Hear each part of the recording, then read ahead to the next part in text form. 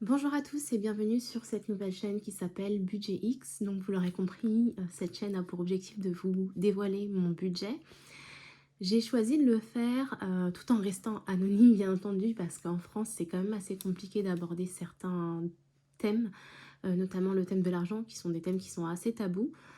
Mais après avoir longuement réfléchi, c'est-à-dire depuis plus d'un an, je me suis dit que ce serait intéressant quand même de partager dans la mesure où j'ai toujours les mêmes questions qui reviennent de mon entourage, à savoir comment je fais, comment j'arrive à gérer, comment je fais pour qu'on puisse partir en vacances, comment je fais pour être si peu à découvert, voire pas à découvert du tout.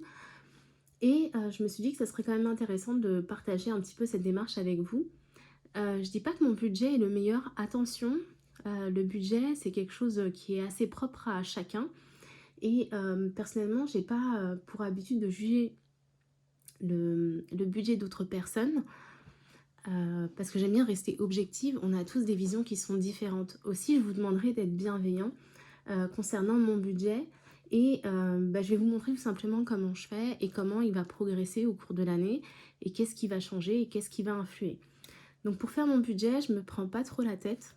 J'ai un carnet en fait qui doit venir de chez Amazon, enfin qui vient de chez Amazon en tout cas. Et tout simplement, je vais commencer par noter le mois.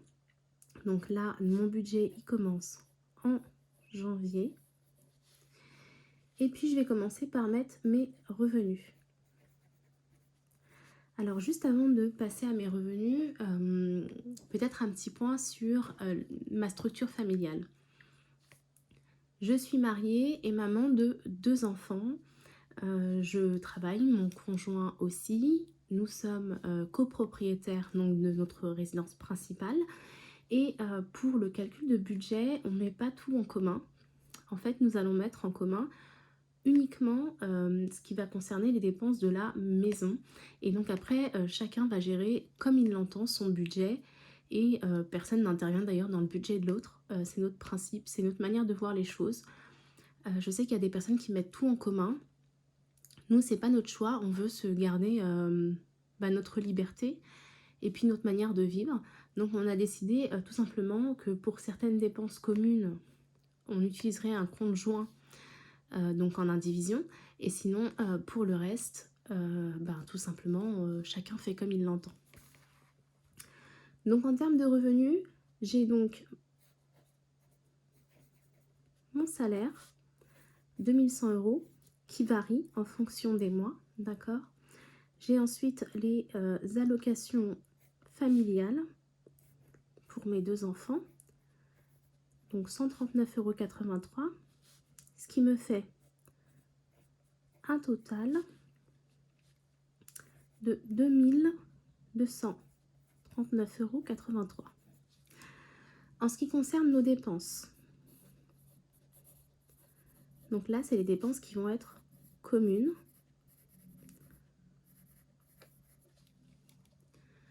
Donc, nous avons le prêt de la maison, puisque nous sommes copropriétaires.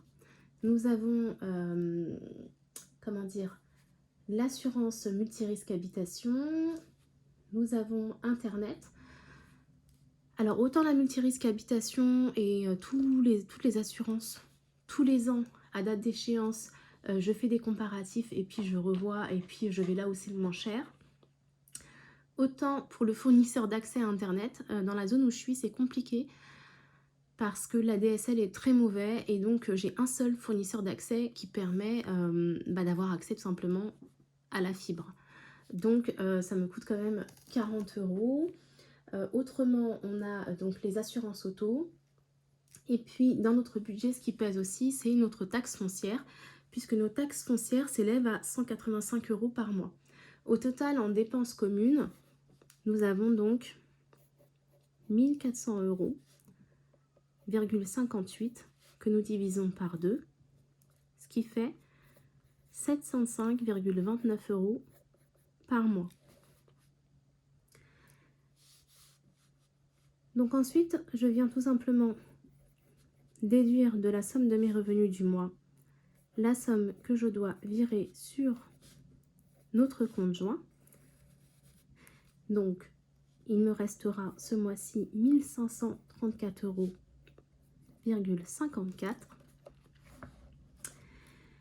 À savoir aussi que j'ai préféré faire le choix de ne pas être mensualisée en ce qui concerne l'électricité, simplement parce que j'ai pas envie d'avoir de surprise en fin d'année, même si j'utilise l'application Efficia, donc qui est un site internet qui fonctionne un peu comme une app qui est gratuite et qui permet de connaître sa consommation. J'avais le choix aussi, puisque je suis chez Total Energy, de commander en fait une clé me permettant de suivre ma consommation à la minute près, sauf que ça coûte, je crois, entre 2 et 3 € par mois. J'avais pas envie de faire cette dépense, donc du coup, j'utilise Efficia pour contrôler un petit peu mes dépenses électricité et anticiper un petit peu, ce qui m'a permis par rapport à l'année dernière, enfin, par rapport à l'année précédente, de constater que j'avais réussi à faire comme ça une économie d'à peu près 20%. Et j'espère continuer sur ma lancée pour réduire mes factures. Donc mes factures, elles sont du coup bimensuelles. Et pour janvier, j'ai 261,45 € à payer, que je vais prendre en charge moi, parce que j'ai choisi et parce que mon conjoint va payer autre chose à la place, comme par exemple les courses ou autre chose. Et donc, il me restera «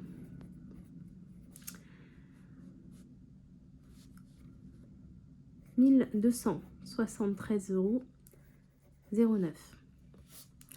Donc si 1273,09 €, finalement, je vais pouvoir en faire un petit peu ce que je veux, puisque comme je l'ai dit, mon budget, chacun va gérer librement son budget. Donc pour ma part, je vais mettre 100 € dans les comptes épargne des enfants. Je vais mettre 104 € sur mes chèques vacances. Donc ça, c'est un petit plus, ça nous permet en fait de partir plus souvent en vacances. Donc il suffit de se renseigner auprès de son comité d'entreprise. Si vous avez le droit au chèque vacances, ça permet en fait, vous faites un versement et votre entreprise va faire un abondement. Donc moi, dans mon cas, je pense que quand je mets 104 € de mémoire, parce que j'ai commencé ce plan en novembre, l'entreprise va me rajouter une trentaine d'euros ou une quarantaine d'euros. J'essaierai de revérifier mon plan d'épargne et de revenir dessus dans une autre vidéo. Ensuite, je mets 45 € sur un plan épargne logement que j'ai souhaité conserver parce qu'il était à 2,5 €. Et même si je place sur d'autres produits financiers qui sont beaucoup plus intéressants, je le considère un petit peu comme une épargne de sécurité. Et pour ne pas le fermer, il y a une obligation de versement de 45 € par mois ou de 540 € par an. Je préfère le lisser fin mois par mois. Ensuite, je vais mettre 200 € en épargne sur divers livrets. Donc ça va me servir à avoir une sécurité, à régler une facture imprévue, à avoir un peu plus de budget pour les vacances. Ça peut me servir aussi tout simplement pour prévoir des travaux et plein d'autres choses. Ou une machine à laver qui tombera en panne, enfin. C'est de l'argent que je veux avoir disponible immédiatement, en plus de mon PEL, pour pouvoir faire face en cas d'imprévu. Enfin, je vais mettre 200 € sur de l'épargne long terme.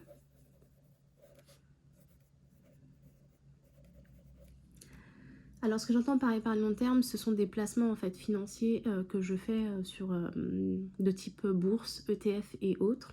Donc, au travers de mon PEA ou bien de divers comptes titres que je détiens.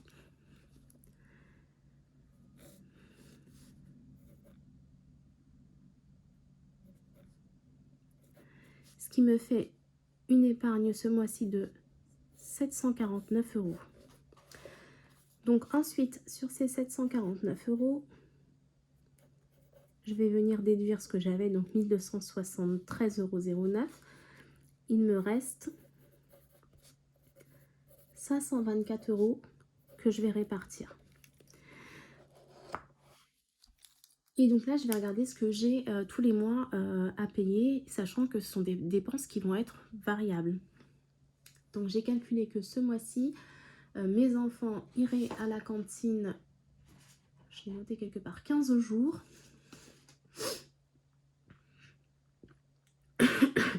Ah désolée, je suis un peu malade.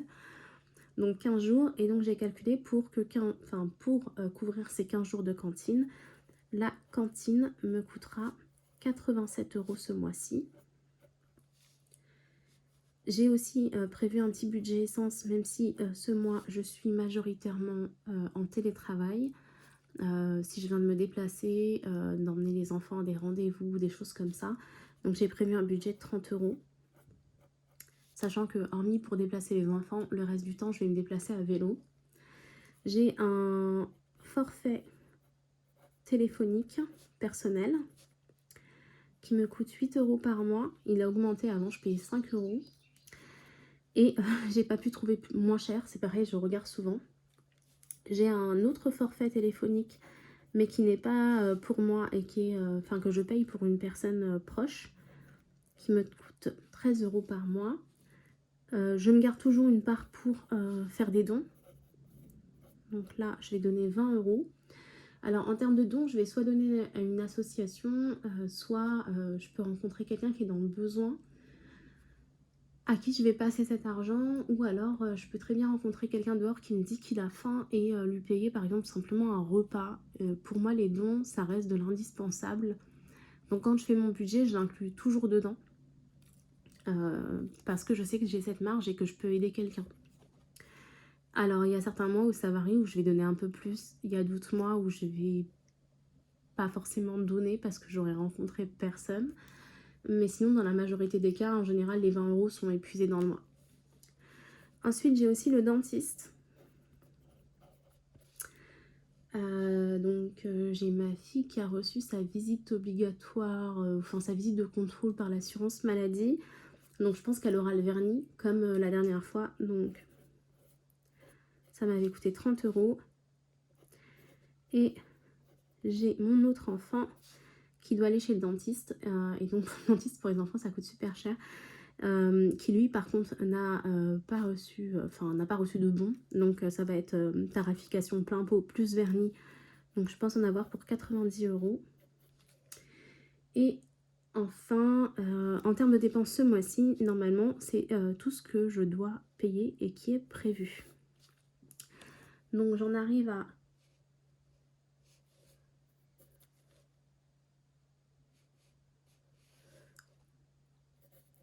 246 € pour ce mois-ci, ce qui veut dire qu'il va pas me rester grand-chose, mais on va faire avec. Donc sur la somme qui va me rester, je vais prendre 150 € pour les courses. Alors la particularité de ce mois-ci, c'est que le mois dernier, j'ai acheté un gros stock de viande parce qu'il y avait des promotions, et donc j'ai mis au congélateur. J'ai pas mal de légumes au congélateur. J'ai mon cellier qui est plein à ras-bord entre les goûters, les compotes, les différents biscuits pour les goûters des enfants aux écoles, enfin tout ce qu'il faut. J'ai assez de pâtes et j'ai assez de riz. Donc ce mois-ci, j'ai pas prévu de grosses courses. Il me reste pas mal de produits laitiers. Donc la seule chose que je devrais acheter dans le mois, je pense, c'est quelques fruits frais pour les repas. Peut-être des légumes en plus si on en a marre de ce qui nous reste au surgélateur. Et puis éventuellement 2-3 petites bricoles. Et autrement, en général, pour diminuer notre note de course, on utilise les tickets restaurants. Enfin, c'est ce qu'on utilisait jusqu'à présent. Malheureusement, on est passé aux cartes restaurants. Vous savez, ces fameuses cartes qui font carte bleue. Et du coup, maintenant, on est plafonné à 25 € par jour. Donc, ce qu'on fait, c'est qu'on y va une fois par semaine et on prend ce qu'on a besoin pour faire des salades de fruits, enfin, tout ce qui va être frais. D'où le fait que je n'ai pas beaucoup de courses, et il se trouve peut-être que ces 150 €, je les utiliserai pour autre chose. Ça peut être un loisir supplémentaire ou un achat pour la maison dont j'aurai besoin. D'ailleurs, sur les 96 € du coup qui vont nous rester, je vais mettre 50 € pour les achats de la maison.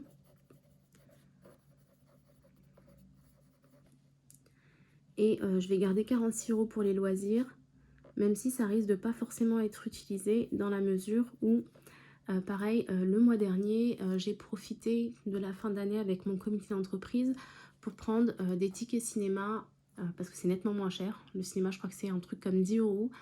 Lorsque vous prenez avec votre comité d'entreprise, vous pouvez avoir des places à 7 €, voire à 4 €. Et donc là, il y avait des places à 4 €. Donc, j'ai acheté le stock possible. Donc voilà un petit peu pour ce budget de ce mois-ci. J'avais pas besoin de produits d'hygiène parce qu'en fait, le mois dernier, on a déjà fait les courses. Donc pour ce mois-ci, je suis assez contente parce que mon épargne va être de 749 €. Il y a d'autres mois où ça va être moins. Ce qui en général est immuable sur le budget, c'est cette partie-là, à savoir les 100 € pour chaque enfant, les chèques vacances, puisqu'en fait c'est un plan et donc il faut le respecter, et les 45 € du plan épargne logement qu'il faut mettre si on veut le maintenir ouvert. Pour le reste, ça reste assez variable et en ce qui concerne la suite, je n'utilisais pas de budget sous forme d'enveloppe avec des espèces parce que j'ai tendance à les perdre tout simplement. Ça me convient pas, donc moi je suis à la carte bleue et quand je sais que je vais aller dans... Je suis désolée, comme je suis malade, c'est un peu compliqué. Quand je sais que je vais devoir utiliser des espèces, je retire juste la somme dont j'ai besoin. Et en général, je le prévois. Ça peut être une sortie dans une fête foraine, ça peut être des choses où on ne va pas prendre la carte, parce que les commerçants ne sont pas équipés de TPE et donc il faut des espèces. Sinon, le reste du temps, voilà comment je vais fonctionner. Après, il me reste, pour tout ce qui va être loisir, je pense que ce sera plus pour prendre les pop-corn, parce que place de cinéma, j'en ai pris. J'ai déjà des places de manège que j'ai achetées et qu'on essaye d'écouler au fur et à mesure du temps. J'ai une carte pour une salle de jeu qui nous permet en fait de faire plein d'activités avec les enfants, comme du bowling, du laser game, des choses comme ça, et qu'on a chargé en octobre je crois, et on n'a pas tout utilisé. Donc probablement que si on a envie, on pourra en profiter. Et puis après, il y a pas mal de sorties qui peuvent être aussi gratuites. Donc ça, c'est mon budget du mois de janvier, et je vous montrerai dans les prochaines vidéos comment je fais pour suivre ce budget et rester vraiment focus dessus sans trop m'éloigner, puisque je fais un budget en fait mensuel. J'en fais un annuel que je partagerai dans une prochaine vidéo, mais sinon j'en fais un mensuel et ensuite je vais le suivre un petit peu chaque semaine et je vous montrerai en fait comment je fais pour le suivre et pour rester raisonnable. Voilà, si vous êtes arrivé là, en tout cas je tenais à vous remercier vraiment énormément de m'avoir regardé, de m'avoir écouté, et puis n'hésitez pas à revenir me voir plus tard puisque dans la prochaine vidéo je vous montrerai un petit peu le suivi.